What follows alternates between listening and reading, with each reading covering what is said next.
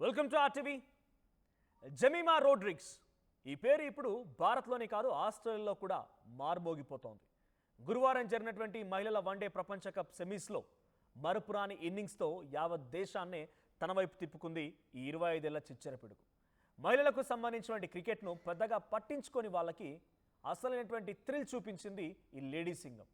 అటు ఏ ఫార్మాట్లైనా సరే భారత్ను ఓడించగలం అన్న గర్వంతో ఉండేటువంటి కంగారుల జట్టుకే జెమిమా కంగారు పుట్టించింది.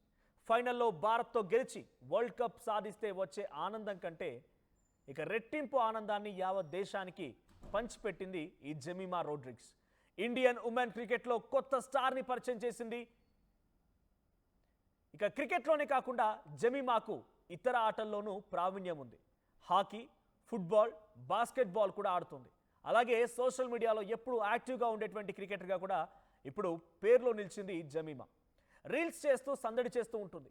ఆమె ఇన్స్టాగ్రామ్కు దాదాపుగా 2.2 మిలియన్ ఫాలోవర్స్ కూడా ఉన్నారంటే అర్థం చేసుకోండి సోషల్ మీడియాలో ఎంత యాక్టివ్గా ఉంటుందనేది. ఆటల్లోనే కాదు పాటల్లో కూడా జెమిమా సత్తా చాటగలదు. గిటార్ వాయిస్తూ పాటలు పాడడం అంటే ఆమెకి ఎంతో ఇష్టం అన్నట్టుగా తన సోషల్ మీడియా చూస్తే అర్థమవుతుంది. అయితే ఇవన్నీ ఆమెపై ఓ రకంగా ప్రతికూలంగా మారడానికి కారణమై కూడా ఉండొచ్చు.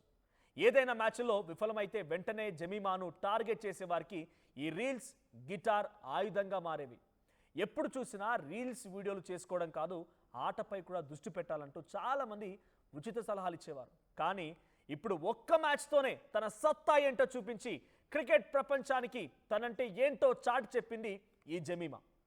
ఇక జెమిమా కుటుంబం విషయానికి వస్తే మొదట్లో ముంబైలోని భాండూప్లో నివసించేది తన కుటుంబం. పిల్లలకు మెరుగైన క్రీడా సౌకర్యాలు అందించడానికి తన తండ్రి ఇవాన్ కుటుంబాన్ని బాంద్రా వెస్ట్కు మార్చారు. ఇక ఇవాన్ రోడ్రిగ్స్ ఆమె పాఠశాలలో జూనియర్ కోచ్గా పనిచేసేవారు. జెమిమా క్రీడను కొనసాగించడానికి బాలికల క్రికెట్ జట్టును కూడా స్థాపించారు ఆయన. క్రికెట్పై జెమిమాకు ఉన్నటువంటి ఆసక్తిని చూసి కుటుంబం డబ్బు గురించి కూడా ఎప్పుడు ఆలోచించలేదు. అలా ఆలోచించకుండానే తనకి చాలా పర్ఫెక్ట్ శిక్షణ కూడా ఇప్పించారు.